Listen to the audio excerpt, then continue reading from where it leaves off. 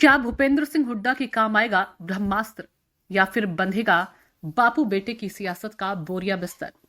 बेशक प्रदेश की सियासत में इन दिनों भूपेंद्र सिंह हुड्डा सबसे बदनाम और बदहाल चेहरा बने हुए हैं, लेकिन उनके इस बदनाम और बदहाल चेहरे के पीछे छिपी मायावी चाल को आज तक कोई भी नहीं समझ पाया, खुद कांग्रेस पार्टी भी नहीं। जी हां, हम बात कर रहे हैं दिन प्रतिदिन जमीनी जनाधार से दूर हो रहे भूपेंद्र सिंह हुड्डा की उसी चाल की जिन्होंने सीएम की कुर्सी पर काबिज होते ही चलनी शुरू कर दी थी और अपनी उस चाल का किसी को कोई आभास तक नहीं होने दिया था। और अब चारों ओर से गार्दिशों से घर जाने की सूरत में गुलाबी गैंग के कमांडर भूपेंद्र सिंह हुड्डा अपनी उसी चाल को ब्रह्मास्त्र के तौर पर चलने की खास रणनीति रचते नजर आ रही हैं, लेकिन उनकी ब्रह्मास्त्र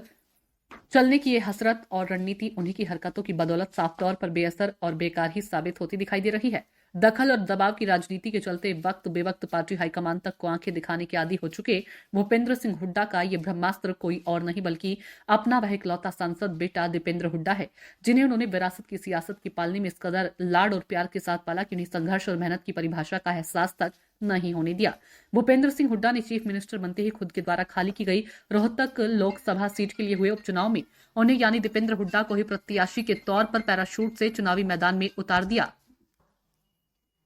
और खुद के लिए विधानसभा की सीट खाली करने वाली श्री कृष्ण हुड्डा को बड़ौदा भेज दिया और उसके बाद बाप भट्ट ने खुद पीछे मुड़कर कभी नहीं देखा। विरासत की सियासत यानी वंशवाद या फिर यूं कहिए कि परिवारवाद की राजनीति में अंधे हुए भूपेंद्र सिंह हुड्डा अपनी विरासत और रियासत दोनों को और मजबूत करने के लिए खुद बदनाम और बदहाल होते चले गए, किंतु उन्होंने दीपेंद्र हुड्डा पर आज तक ना तो कोई आंच ही आने दी और ना ही कोई दाग ही लगने दिया, ताकि भविष्य में कोई भी मुश्किल वक्त या बुरा दौरा आने पर दीपेंद्र हुड्डा को एक बेदाग चेहरे के रूप में ब्रह्मास्त्र के तौर पर इस्तेमाल किया जा सके। दुश्मनों को भगाने और ठिकाने लगाने के मामले में खुद दीपेंद्र हुड्डा भी बिना कोई देरी के अपने बाप के नक्शे कदम पर चलते हुए सियासत का ऐसा खिलाड़ी बनता चला गया कि उन्होंने अपने चेहरे को शराफत और मासूमियत की नकाब से ढकने में कोई कोर कसर नहीं छोड़ी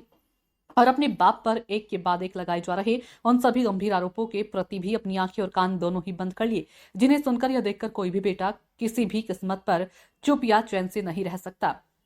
लेकिन दीपेंद्र हुड्डा ऐसी सूरत में चुप क्यों न रहे जब उनका अहंकारी बाप उनके यानी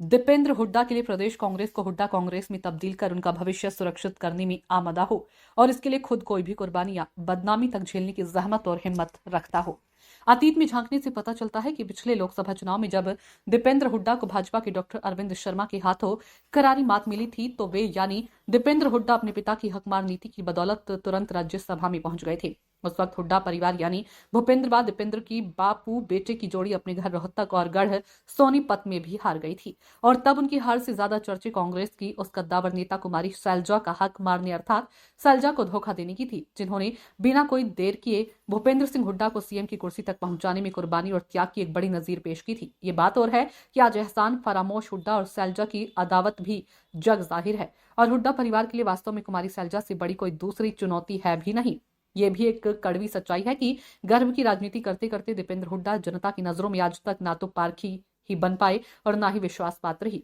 आठों पहर फड़दूले किस्म के लोगों और गैर राजनीतिक सोच रखने वाले दरबारियों से घिरे रहने के चलते दीपेंद्र हुड्डा के पास विरासत की सियासत के अलावा और अब कुछ शेष भी नहीं बचा, यानी पिता द्वारा सब कुछ उन्हीं पर लुटा दिए जाने के बाद भी उनके दोनों हाथ पूरी तरह से खाली हैं। और ऐसी स्थिति में जब नई हल्काबंदी से उनके घर और गढ़ दोनों को ही भाजपा द्वारा तहस नहस किए जाने की अटकलें और संभावनाएं प्रबल हो तो दीपेंद्र हुड्डा के उज्जवल एवं सुनहरे भविष्य की कामना करना तो दूर, उनके सुरक्षित भविष्य की कल्पना करना भी व्यर्थ ही होगा। तो फिर ऐसे में दीपेंद्र हुड्डा को ब्रह्मास्त्र समझे जाने का कोई औचित्य या भ्रम ही नहीं बचता। वहीं कांग्रेस की ईंट से ईंट बजाने के मुख्य सूत्रधार हुड्डा बापू बेटे की मार्फत प्रदेश की सियासत के तीनों लाल परिवारों के दिग्गज नेता चौधरी कुलदीप बिश्नोई, चौधरी रणजीत सिंह चौटाला, किरण चौधरी और प्रदेश के राजघराने से जुड़े केंद्रीय मंत्री राव इंद्रजीत सिंह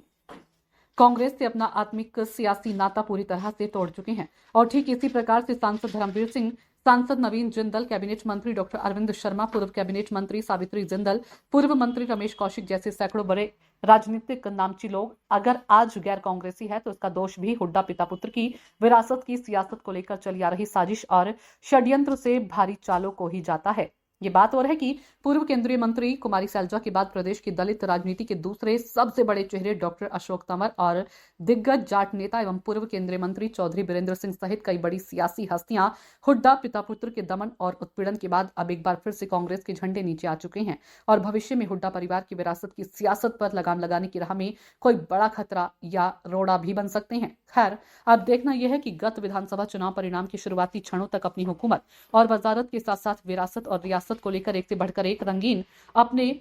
सपने देखने वाले भूपेंद्र सिंह हुड्डा का ये ब्रह्मास्त्र अब कोई रंग दिखा पाता है या फिर जैसी करनी वैसी भरनी वाली कहावत के फल स्वरूप उनके राजघराने को नेता प्रतिपक्ष के पद तक के लिए यूं ही तिल तिल कर मरने और दर दर भटकने के लिए मजबूर रहने की हालात पर ही छोड़ देता है। हरियाणा न्यूज अब तक के लिए मामन छाछिया की रिपोर्ट।